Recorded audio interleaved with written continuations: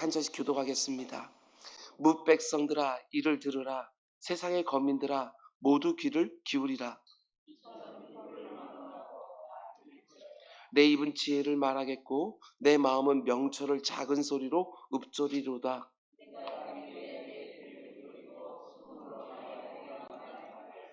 죄악이 나를 따라다니며 나를 애워싸는 환난의 날을 내가 어찌 두려워하랴. 아무도 자기의 형제를 구원하지 못하며 그를 위한 속전을 하나님께 바치지도 못할 것은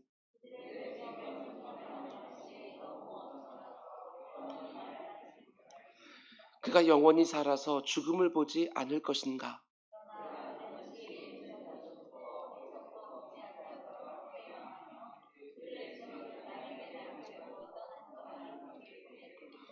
그러나 그들의 속생각에 그들의 집은 영원히 있고 그들의 거처는 대대에 이르리라 하여 그들의 토지를 자기 이름으로 부르는도다.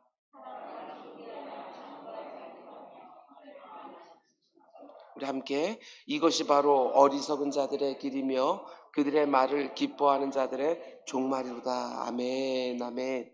오늘 새벽에 드린 예물이 있습니다. 최대승 김민경 집사님 주연이 한이 가정에서, 최대창 구본유 성도님 가정에서 1,000번째 예물 드려졌습니다.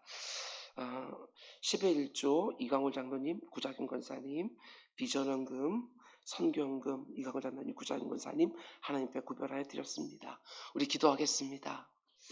사랑해 주님 감사합니다. 하나님께서 오늘 또 이렇게 귀하고 복된 날을 허락해 주셨습니다. 오늘도 하나님께서 내게 원하시는 것이 무엇인지 잘 분별하여 그 뜻을 이루며 살아가는 한 날이 될 수 있도록 인도하여 주시옵소서. 세상이 흘러가는 대로 똑같이 살지 않게 하여 주시고 그 가운데 속에 하나님을 믿기에, 이 땅이 전부가 아니라 저 나라가 있다는 것을 분명히 믿기에 무엇인가 분명한 다름이 있도록 주님 인도하여 주시옵소서. 아버지 하나님 1,000번째를 드리는 가정들을 주님께서 세밀하게 인도하여 주시사 늘 영육간에 강건하게 하여 주시고 그들의 삶 가운데 속에 언제나 하나님이 예비내어 놓은 것이 있는 줄 알고 분별하여 찾아갈 수 있도록 주님 인도하여 주시옵소서. 우리 이광걸 장로님을 복되게 하여 주시사 아버지 하나님께서 그의 삶을 지금까지 세밀하게 인도해 주신 줄 믿습니다. 앞으로도 하나님께서 여호와 이레로 준비해 놓고 인도하신 줄 믿사오니 언제나 그 하나님께서 원하시는 것들, 언제나 그 길을 따라가면서 하나님이 예비해 놓으신 것들 하나씩 하나씩 취할 수 있도록 인도하여 주시옵소서. 그의 마음 가운데 속에 늘 감사가 넘치게 하여 주시고 찬송이 넘치게 하여 주시며 하나님께서 그를 통하여 많은 사람들에게 위로와 기쁨이 전해주는 통로가 될 수 있도록 주님 인도하여 주시옵소서. 특별히 그의 손으로 하는 일에 복을 허락하여 주시사 만지는 것마다 하나님의 역사가 드러날 수 있도록 인도하여 주시옵소서. 우리 구자근 권사님 새벽마다 아버지 하나님 예배를 섬깁니다. 주님께서 그에게 편안한 잠을 허락하여 주시고 그의 영혼도 그의 육신도 늘 하나님께서 만져주시사 그 가운데 속에 건강함이 있도록 주님 인도하여 주시옵소서. 그들의 기도 가운데 있는 사랑하는 부모님들과 사랑하는 자녀들에게도 함께하여 주시사 믿음의 귀한 가문으로서 많은 사람들을 복되게 하고 살리는 가정 되게 하여 주시옵소서. 이 모든 말씀 예수님의 이름으로 기도드렸습니다. 아멘, 아멘. 여러분 잘 오셨습니다. 오늘도 좋은 날인 것을 선포하고 시작하는 또 한 날 될 수 있기를 주님의 이름으로 축원을 드립니다. 아멘. 날마다 새로운 기도라는 주제로 우린 새벽마다 시편 말씀을 함께 묵상하고 있는데 오늘은 138번째 시간입니다. 참 오랫동안 시편 말씀을 함께 묵상하고 있는데 참 놀라는 것은 다 비슷비슷해 보이는 시편이지만 그 가운데 속에 날마다 새롭게 주시는 기도의 제목이 있다는 거, 저는 이게 얼마나 놀라운지 모르겠습니다. 오늘 시편에서도 참 특별한 메시지들이 담겨 있습니다. 오늘 말씀의 제목은 많은 돈이 나를 얼마나 어리석게 만들 수 있는지 꼭 생각하고 사십시오. 이런 제목으로 말씀을 전하도록 하겠습니다. 그저 지금보다 더 많은 돈이 있으면 더 좋지 않을까, 이렇게 막연하게 생각하는 것이 아니라 많은 돈이 내게 주어지면 과연 내가 어떻게 될까, 이 부분도 꼭 생각을 해야 된다는 것이지요. 많은 돈이 내게 주어지면 내 삶은 과연 어떻게 변할까? 내 신앙생활은 어떻게 될 것인가? 내 인격은, 내 관계는 과연 어떻게 될까? 이런 질문을 가지고 오늘 말씀을 함께 나누려고 합니다. 오늘 설교의 소제목을 잘 기억해 두십시오. 자기 재물을 의지하고 풍부함으로 자긍하는 자에게 주는 교훈, 이런 제목으로 말씀을 전하려고 합니다. 우리가 지금까지 보았던 시편의 말씀들은 대부분 하나님께 드리는 기도시나 찬송시였습니다. 그런데 오늘과 내일 새벽에 묵상하려고 하는 시편 49편 말씀은 교훈시입니다. 교훈시. 우리 편에서 하나님께 드리는 기도나 찬송이 아니라 이 땅을 먼저 살았던 믿음의 선조들이 그 후대들에게 주는 교훈이지요. 근데 특별히 누구에게 주는 교훈입니까? 단지 하나님 백성들에게만 주는 교훈이 아닙니다. 1절과 2절 말씀 보면 그 대상을 이렇게 밝혀주지요. 무백성들아 이를 들으라. 세상의 거민들아 모두 귀를 기울이라. 귀천 빈부를 막론하고 다 들을지어다. 무백성들, 세상의 모든 거민들, 귀천 빈부를 막론하고, 이런 표현들을 볼 때 이 땅을 살아가는 모든 사람들에게 주는 교훈이지요. 이 땅을 살아가는 모든 사람들이 다 들어서 반드시 알아야 되는 교훈이라는 것입니다. 여러분, 그런데 이 땅을 살아가는 모든 사람들에게 이 시인이 뭘 교훈하려고 합니까? 3절 말씀 보면 내 입은 지혜를 말하겠고 내 마음은 명철을 작은 소리로 읊조리리로다. 지금 이 시인이 이 땅을 살아가는 모든 사람들에게 교훈하려고 하는 것은 지혜와 명철입니다. 이 세상 사람들이 흔히 생각하는 세상적인 어떤 철학이나 지식이 아니고 하나님께로부터 주어지는 지혜와 명철을 가르쳐주고 싶어하는 것입니다. 이 세상 사람들이 말하는 교훈이 아니라 영과 육을 다 다스리시고 이 땅만이 아니라 저 세상까지 주관하시는 하나님께서 주시는 교훈이라는 것이지요. 그런데 특별히 어떤 지혜, 어떤 명철을 집중적으로 다루느냐, 6절 말씀 보면 자기의 재물을 의지하고 부유함을 자랑하는 자는, 잘 묵상해 보십시오. 자기의 많은 재물을 의지하고 자기에게 있는 부유함, 풍성함을 자랑하는 자. 그리고 이 말씀이 어디로 연결되냐면 9절 말씀입니다. 그가 영원히 살아서 죽음을 보지 않을 것인가. 오늘 이 시편이 뭘 말하려고 하는지 어렴풋하게 감이 오지 않습니까? 중간에 오는 5절부터 8절까지의 말씀들은 다 삽입된 구절들이고, 지금 이 시인이 특별히 다루고 싶어하는 지혜와 명철은 재물을 많이 모아서 그 풍부함으로 자랑을 하고 그 재물을 의지하며 살아가는 사람들이 반드시 들어야 되는 지혜와 명철이다. 오늘 말씀을 묵상하면서 이런 생각을 해보았습니다. 어떤 사람이 재물을 많이 모아놓았으면 일반적으로 사람들이 어떻게 생각할 때가 많습니까?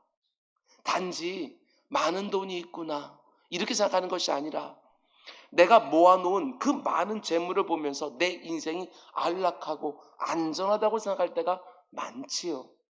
내 손에 쥐고 있는 그 수많은 재물을 보면서 내가 뭔가 성취하고 이룬 것 같은 뿌듯함, 이런 것들을 느낍니다. 내가 마치 성공하고 잘 산 것처럼 느낌을 갖게 하는 것이 바로 쌓아놓은 많은 재물이지요. 그렇다고 해서 많은 재물을 쌓아놓은 사람들에게만 주는 교훈은 아니고, 지금 내가 가진 것은 많지는 않지만 그렇게 많은 재물을 쌓아놓으면 내 인생이 안락하고 안전할 것처럼 생각하는 모든 사람들 향하여 주는 교훈이라는 것입니다. 그렇습니다. 예수를 믿는 사람이든 믿지 않는 사람이든 할 수만 있으면 많은 돈을 내가 손만 뻗어서 필요할 때 가져다 쓸 수 있는 곳에 쌓아놓고 살기를 원하지요. 재물이 넉넉하면 웬만한 일들은 그 돈으로 다 할 수 있는 세상이기에 사람들은 할 수만 있으면 많은 재물을 갖고 싶어하는 것이 사실입니다. 근데 시인은 이렇게 말하지요. 아무리 많은 재물을 쌓아놓았다 할지라도 9절, 영원히 살아서 죽음을 보지 않을 것인가. 이런 말을 하고 싶은 겁니다. 그 많은 재물을 가지고 영원히 살 수 있는 것처럼 자긍하지 말라. 그 많은 재물 때문에 다른 사람들이 보기에 성공한 사람, 뭔가를 이룬 사람처럼 보인다고 해도 그 많은 재물이 나를 죽음으로부터 지켜주지 못하고 영원한 생명으로 데려가지 못한다는 것이지요. 여러분 어떻게 생각하십니까? 내 손에 많은 재물을 쥐고 있으면 내 인생이 정말 안락하고 안전하고 그 어떤 문제가 닥치더라도 잘 대처할 수 있고 친구들도 많이 사귈 수 있고 성공한 사람이라고 내가 인정도 받을 수 있다고 생각하지는 않습니까? 목회하면서 그렇지 않다는 거 정말 많이 보았습니다. 반대로 내 손에 많은 재물을 쥐고 있지 못하기 때문에 내 인생이 불안하고 위험하고 인생의 작은 문제에도 큰 어려움을 당할 것 같고 내 주변에 사람들도 없고 마치 내가 실패한 사람인 것처럼 생각하지는 않습니까? 도대체 하나님은 어디 계신 것입니까? 우리의 믿음이라는 거, 장래의 소망이라는 거, 이건 어디에 있는 것입니까? 그런 면에서 우리들의 은근한 바람을 놓고 오늘 이 말씀을 같이 들어야 될 것입니다. 오늘 시인은 많은 재물을 쌓아놓고 스스로 안전하다고 성공했다고 자긍하는 사람들 향하여 몇 가지 교훈을 주는데 오늘 두 가지, 내일 새벽에 두 가지를 함께 보려고 합니다. 첫 번째로 그 많은 재물과 비교할 수 없는 정말 중요하고 정말 가치로운 것은 따로 있다. 이렇게 말하는 것이지요. 그게 무엇입니까? 7절과 8절 말씀 보면 이렇게 말합니다. 아무도 자기 형제를 구원하지 못하며 그를 위한 속전을 하나님께 바치지도 못할 것은 그들의 생명을 속량하는 값이 너무나 엄청나서 영원히 마련하지 못할 것입니다. 참 귀한 말씀입니다. 시편 말씀을 지금까지 참 많이 읽고 또 읽었는데 이런 말씀이 있다는 거 저도 이번에 알았어요. 너무 귀하더라고요. 다시 한번 읽어드립니다. 아무도 자기의 형제를 구원하지 못하며 그를 위한 속전을 하나님께 바치지도 못할 것은 그들의 생명을 속량하는 값이 너무 엄청나서 영원히 마련하지 못할 것입니다. 시인은 이렇게 말하는 겁니다. 네가 아무리 많은 재물을 가지고 있다고 해도 그 재물로 네 형제를 하나님의 심판으로부터 구원할 수 없다는 것을 꼭 기억해야 된다. 생명을 속량하는 값이 너무나 엄청나서 네가 아무리 재물을 마련한다고 해도 영원히 마련하지 못할 것이다. 한마디로 아무리 많은 재물을 가지고 있어도 그 생명에 대한 값을 치를 수가 없다는 거예요. 생명값이 그렇게 비싸다는 것이지요. 생명은 아무리 많은 재물하고도 비교할 수 없는 가치를 가지고 있다는 것입니다. 아무리 많은 돈을 줘도 평생 모아놓은 돈 전부를 내놓아도 생명값을 치를 수가 없다. 물론 오늘 시편이 말하는 이 생명이라는 것이 우리의 육신의 생명만 말하는 것이 아니라 더 본질적으로 우리 영혼의 생명을 말하는 게 틀림이 없지만 그러나 우리 육신의 생명도 마찬가지 아닙니까? 아무리 많은 재물보다 내 생명이 훨씬 더 가치롭고 중요하지 않습니까? 그런데도 많은 사람들이 어떻게 살아가지요? 많은 재물을 위하여 단 한 번뿐인 생명을 다 쏟아부으며 살아가고 있는 것이죠. 그래서 오늘 시인이 경고의 교훈을 주는 겁니다. 아무개야, 돈을 아무리 많이 가져도 그게 네 생명과 바꿀 수 있을 만큼 가치로운 것은 아니다. 이 세상 사람들은 그게 마치 가장 귀하고 가장 가치로운 것처럼 생각하지만 네 생명보다 귀한 것은 아니다. 꼭 많은 재물이 아니더라도 이렇게도 생각해 볼 수 있습니다. 뭔가를 성취하고 이루어내고 명예를 얻고 사람들이 부러워할 만한 그 어떤 일을 내가 한다 할지라도 그게 여러분과 저의 생명보다 귀한 것은 아니다. 정말 그렇습니다. 내가 아무리 많은 재물을 가지고 있어도 그 많은 재물로 내 생명은 물론 내 살아가는 사람의 생명을 지켜주지는 못합니다. 이런 말은 입에도 담기 쉽지만 내 사랑하는 자녀가 심각한 질병으로 죽어가고 있다면 부모된 마음이 어떻겠습니까? 돈이 있으면 전부 다 끌어모아서 그 생명을 사고 싶을 것입니다. 집을 파는 것은 물론이고 내가 일평생 수고하며 모았던 모든 것을 다 팔아서라도, 아니 부모된 내 생명까지 팔아서라도 내 자녀를 살리고 싶은데 그 모든 것으로도 그 생명을 살릴 수가 없는 거죠. 이런 부분을 생각해 보시기 바랍니다. 우리 주님이 여러분과 저의 생명값을 치르기 위하여 무엇을 지불하셨습니까? 베드로전서 1장을 보면 너희가 알거니와 너희 조상이 물려준 헛된 행실에서 대속함을 받은 것은 은이나 금같이 없어질 것으로 된 것이 아니요 오직 흠없고 점없는 어린 양 같은 그리스도의 보배로운 피로 된 것이라. 아버지 하나님이 여러분과 저의 생명을 구원하기 위하여 지불하신 대가는 짐승의 피가 아닙니다. 내 생명값이 얼마나 비싼지 천사들 중에 하나를 죽이신 것도 아닙니다. 하나님이 자신의 독생자의 생명값으로 나에게 영원한 생명을 주신 것이지요. 그게 바로 생명이 갇힌 거예요. 그래서 천하보다 귀한 생명이지요. 그런데도 너무나 많은 사람들이 생명을 그 정도로 가치롭게 보질 않습니다. 생명이 이렇게 중하고 가치로운 것인데 그 생명을 가지고 대부분 뭘 하지요? 돈 버는데 단 한 번뿐인 그 생명을 다 쏟아붓습니다. 물론 돈과 생명이 딱 붙어있는 것 같은 이런 분들이 오늘날 얼마나 많은지 모릅니다. 그런 분들을 제가 말하는 것이 아닙니다. 그러나 조금 더 안락하고 조금 더 안전하게 사는데 그 단 한 번뿐인 그 생명을 다 사용하는 것, 그게 어리석다는 것이죠. 우리 주님 이렇게 질문하셨습니다. 마태복음 16장 26절. 사람이 만일 온 천하를 얻고도 제 목숨을 잃으면 무엇이 유익하리요? 사람이 무엇을 주고 제 목숨과 바꾸겠느냐? 우리 주님은 온 천하를 여기 두고 여기에다가 내 생명을 두고 이걸 바꿀 수 있겠느냐고 질문하시는 거예요. 돈이 아니라, 세상의 성공이 아니라, 사람들의 인정이 아니라 그 무엇과도 바꿀 수 없는 절대적인 가치가 바로 생명이라고. 그런데 그 귀하고 그 가치로운 생명을 함부로 사용해버리는 사람들이 너무나 많다는 것입니다. 우리 주님이 이걸 너무나 안타까워하시는 거예요. 너무나 많은 사람들이 생명의 근원이 되시는 하나님과의 관계 안에서 자기의 생명을 보지 아니하고 그 귀하고 가치로운 생명을 이 땅을 살아가는데 조금 더 있으면 좋을 것 같은 그 재물을 얻기 위하여 혹은 다른 사람들의 인정과 스스로의 만족감을 위하여 바꾸면서 살아가는 것, 그걸 너무나도 안타까워하는 거예요. 우리 주님 말씀하시는 것이지요. 그렇게 살라고 하나님이 너에게 생명 주었는지 아냐? 네가 그렇게 살라고 내 생명으로 너를 구원해 놓은 줄 아느냐? 이렇게 말씀하시는 거예요. 여러분, 그 사람이 돈이 많든지 적든지, 높은 자리에 있든지 적든지, 특출하든지 평범하든지, 우리 주님은 이렇게 생명을 귀하고 가치로운 것으로 보시는데 이 세상은 그렇게 가르치는 것 같지 않습니다.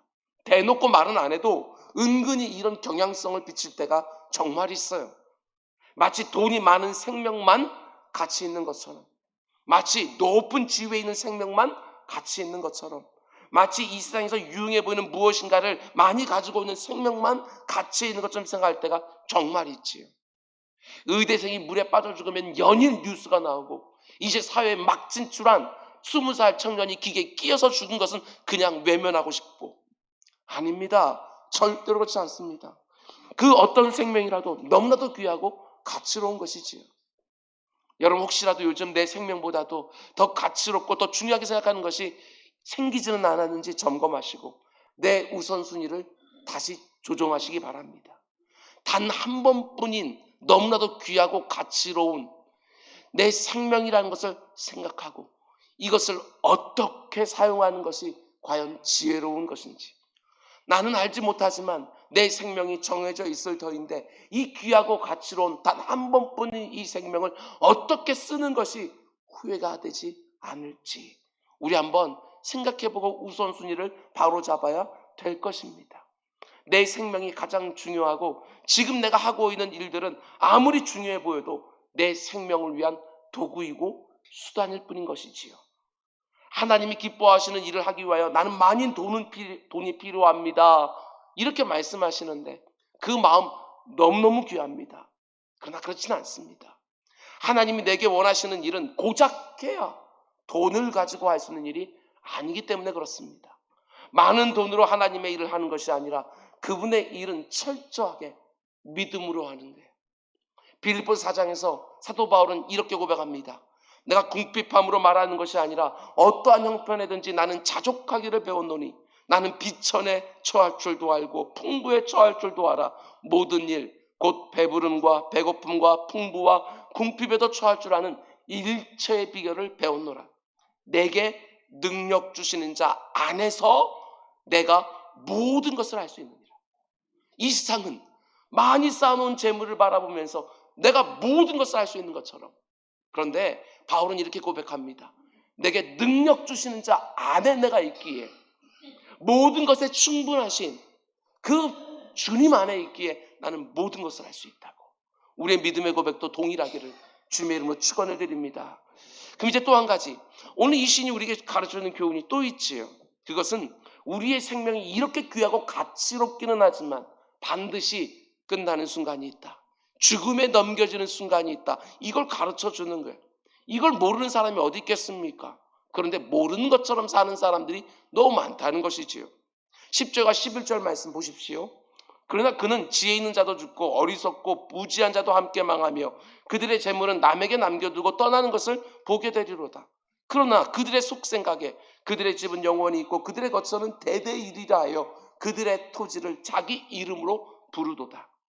그러나 그는 재물을 많이 쌓아놓고 스스로 자긍하는 사람은 지혜 있는 자도 죽고 어리석고 무지한 자도 함께 망하며, 자기 옆에 있는 사람들이 죽는 모습을 보면서도, 지혜로운 자도 죽고 어리석고 무지한 자도 죽는 모습을 보면서도 재물을 많이 쌓아놓은 사람은 어떻게 생각하겠느냐? 자신은 그 많은 재물 때문에 마치 안 죽을 것처럼 생각한다는 것입니다. 아닙니다. 금방금방 세월이 흘러가는 것이지요. 노년의 모세가 말한 것처럼 쏜 화살이 휙 하고 날아가는 것처럼 인생이 그렇게 신속히 날아간다. 이 땅을 살아가는 사람들은 그 누구도 예외 없이 돈이 많든 적든 인생을 열심히 살았든 게으르게 살았든 전혀 관계없이 반드시 죽음에 넘겨지는 순간이 찾아온다는 것이지요.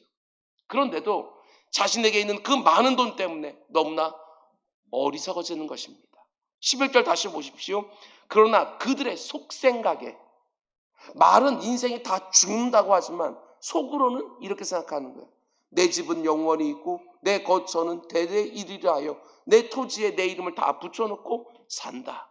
많은 재물이 있기 때문에 영원히 안락할 것처럼, 안정할 것처럼, 내 집은 영원할 것처럼, 내 재물은 다른 사람들에게 절대로 빼앗기지 않을 것처럼 여기저기 내 이름을 다 붙여놓았는데 아니라는 것입니다. 단 한 사람도 예외 없이 죽음에 넘겨지는 순간이 있다는 것이지요. 아니 어떻게 모든 사람은 다 죽는다는 이 단순한 지식을 모를 수 있냐는 거예요. 그런데도 그 많은 재물이 그 사람의 눈을 가려서 마치 내 생명이 영원할 것처럼. 오늘 시는 이렇게 말합니다. 12절, 사람은 존귀하나 장구하지 못하며 멸망하는 짐승 같도다.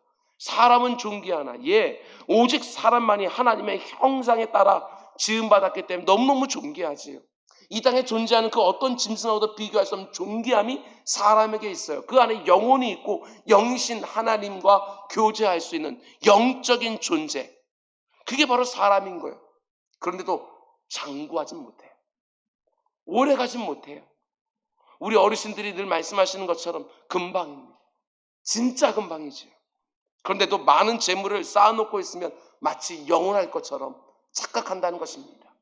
단 한 사람이 예외도 없이 때가 되면 죽음에 넘겨지는데 많은 것을 쌓아놓기만 하면 마치 그 쌓아놓은 재물로 죽음도 막아낼 수 있는 것처럼 어떻게든지 더 많이 쌓아놓으려고 아등바등 살아가는 것입니다. 흘려보내는 것이 아니라 허락하신 그 모든 재물을 가지고 하나님을 기쁘시게 하고 사람들을 복되게 하는데 계속 사용하는 것들이 아니라 쌓아놓고 영원히 내 인생이 장구할 것처럼 생각한다는 거예요. 그렇게 사는 모습이 짐승하고 뭐가 다를 게 있느냐? 시인은 말하는 것입니다. 죽음 너머에 있는 또 다른 세상을 생각하지 아니하고 이 땅에서만 잘 살려고 하고 이 땅에서 애쓰고 힘써서 잘 먹고 잘 사는 것만 생각하면 그게 바로 짐승하고 다를 게 뭐가 있냐고. 아닙니다.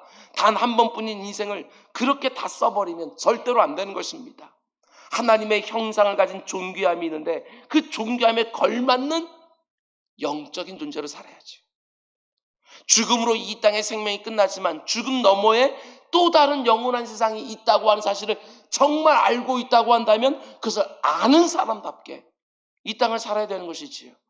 영원을 사모하는 마음을 가지고 영적인 존재로 늘 하나님에 대한 감각을 가지고 하나님을 의식하고 행하는 일들만이 그게 작은 일이든 큰 일이든 진짜 가치가 있다는 것입니다.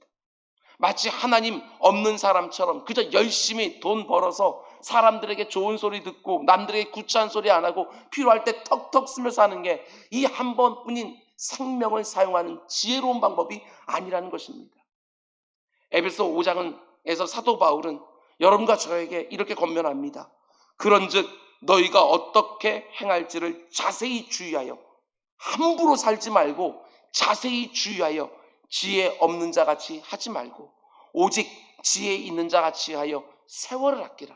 때가 악하니라. 그러므로 어리석은 자가 되지 말고 오직 주의 뜻이 무엇인가 이해하라. 아멘. 하나님이 내게 허락하신 이 한 번뿐인 생명을 재물을 위해서만 살지 마라. 재물이 필요 없다고 하는 것이 아니라 우리들의 믿음의 대상이 어디인지 분명히 하고 살아라. 이 말 하는 거 아니겠어요? 재물이 내 인생의 진정한 행복과 만족과 가치와 안전과 평안을 가져다 줄 것처럼 생각하지 말고 내 평생 가운데 담겨져 있는 하나님의 뜻이 무엇인지를 순간순간 생각하고 세월을 정말 귀하고 가치롭게 써라. 이렇게 말씀하는 것이지요. 여러분, 오늘 하루도 우린 이곳 저곳에서 열심히 참 많은 일들을 하게 될 것입니다. 그러나 내 생명이 얼마나 중요하고 가치로운 줄 알고 돈 버는 일에만 다 쏟아붓지 말고 하나님이 내게 주시는 돈이 많든지 적든지 그것을 잘 사용해서 정말 하늘 창고에 쌓는다는 게 무엇인지를 다른 사람들이 눈에 확연하게 보여지도록 그렇게 살아가면서 하나님을 기쁘시게 하고 이웃들을 복되게 하는 일에 우리들의 생명을 사용하는 우리 모두가 될 수 있기를 주님의 이름으로 축원드립니다. 기도하겠습니다. 사랑의 주님, 많은 돈이 있으면 내 삶이 지금보다는 더 안락하고 평안하고 안전할 것처럼 막연히 생각하지 않게 하여 주시고 혹시라도 내가 그 많은 재물을 의지하게 되지 않을까? 하나님을 기뻐하는 것보다 그 쌓아놓은 재물을 더 기뻐하진 않을까? 이런 것들을 점검하면서 오늘 하루 많든지 적든지 하나님이 기뻐하시는 날들로 살아가는 우리 모두가 될 수 있도록 인도하여 주시옵소서. 세상 사람들이 의지하는 것과는 다른 오직 세월 흘러가면 흘러갈수록 의지할 것 하나님 의지할 것밖에 없다고 고백하며 살아가는 우리 모두가 될 수 있도록 인도하여 주시옵소서. 이 모든 말씀 예수님의 이름으로 기도드렸습니다. 아멘.